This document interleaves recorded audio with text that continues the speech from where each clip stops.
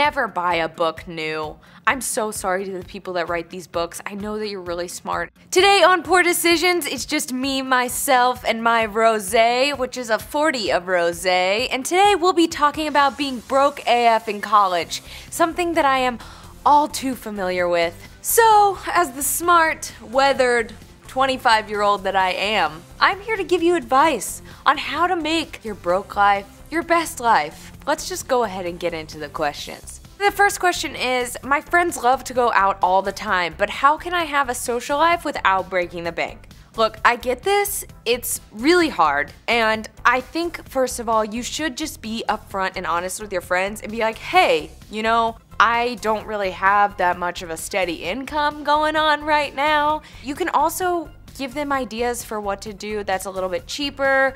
Go to happy hours. Like, I don't know why people don't go to happy hours more, because it's literally half off of your drinks. Nobody wants a $15 cocktail. That's such garbage. You can also do things where you cut things out during each week. Like, okay, I won't eat out this week because I'm gonna save that money for going out later. And you can kind of create a little weekly budget, which can help. But also, applying for a student job on campus is really great because you can just work in between your classes.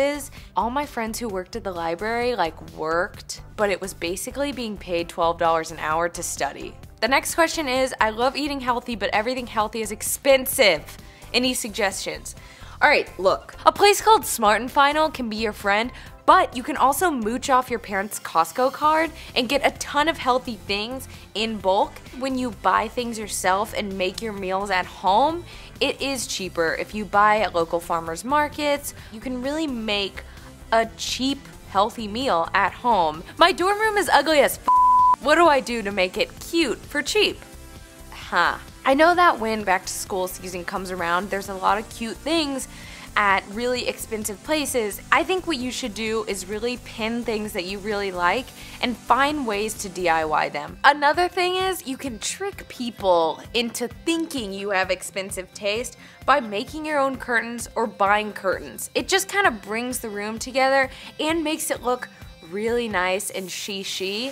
But also elevate your bed. You can buy these super cheap bed elevators. I think that's what they're called.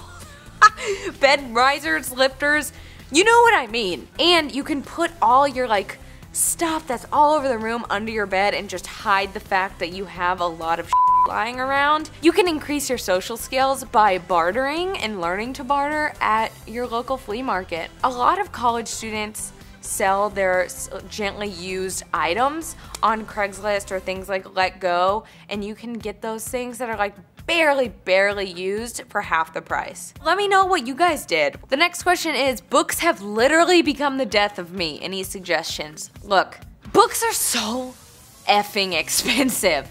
I got a biology book and it was great price, $175. Why do I need to pay $175 for knowledge? Honestly? So look, there are many different ways you can go about this. You can rent through your campus bookstore, but you can also visit websites like Chegg. You pay a flat rate for your books, but then you can just send them back at the end of the semester. Never buy a book new. I'm so sorry to the people that write these books. I know that you're really smart. Always buy it used, and when people say that it has a little bit of pages torn, dog-eared, whatever, these people have probably written notes within the margins that you can probably see as valuable when you're studying for a test. And you do look like a better student when it looks like it's already been read. This is just me and my 40 right now. So the next question is, I can't afford living on campus, so I'm living at home. How do I avoid FOMO? Spend as much time as you can on campus, and also there are so many activities and so many parties on the weekends that you can go to. Truly, you can sleep over at a friend's in a dorm room. It might be uncomfortable, but carry your own blow-up mattress. Do you have Cheez-Its? Are there Cheez-Its? I'll get you Cheez-Its. These are a little stale, but I like stale Cheez-Its. So the next question is, my significant other and I want to go on date nights. Any cheap ideas? You can make a picnic and go to a park or go to the beach or go to the mountains. I don't know where y'all are. Go to a scenic observation deck, and Groupon might be your best friend. There are so many great things that you can really bring to your own home. So there's wine and paint night, and that can really go for like $30 a person, but go and buy your own canvas at Michael's or any art store and get drunk and paint something. If you are of age, right? You can have game nights, okay? I went to trivia nights at bars, and a lot of the times they don't have a cover charge, and you can just go and play really fun trivia games, and you can win money to come back and go to the bar. Do people rent movies anymore? Oh, R.I.P. Blockbuster. If y'all have had cheap dates, let me know because I'm still cheap. So the next question is, all my friends want to go somewhere epic for spring break, but I'm worried I can't afford it. Think of a way to save up throughout the semester. I know it can be really scary, especially as a college student, seeing like a $300 airline ticket and then places to stay.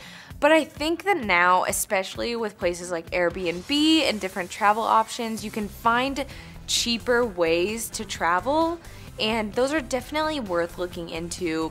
I wish that I wasn't as conservative with my money sometimes on my spring break, where people wanted to go and travel and have a good time with their friends, and I was just too scared to spend the money.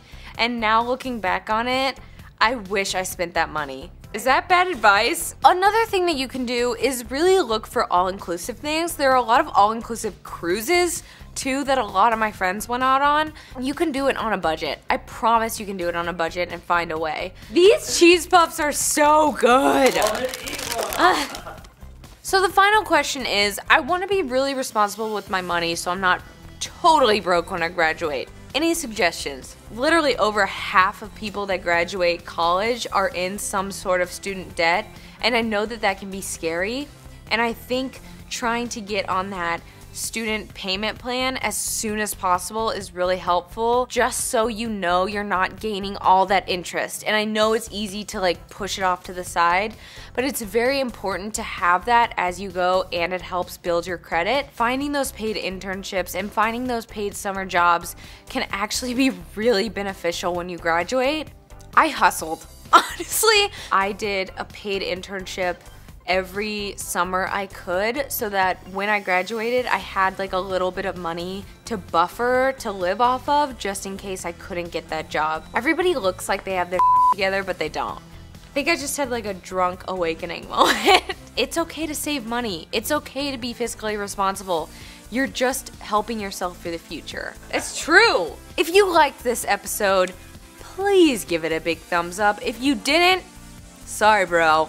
Like, don't give it a thumbs down.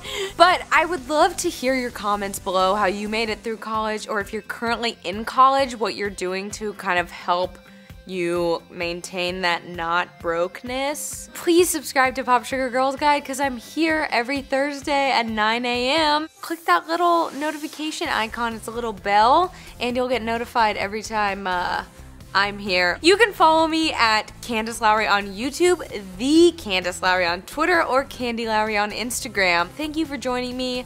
We're young, we're broke. I feel like that's a part of life, and we're gonna get through it together.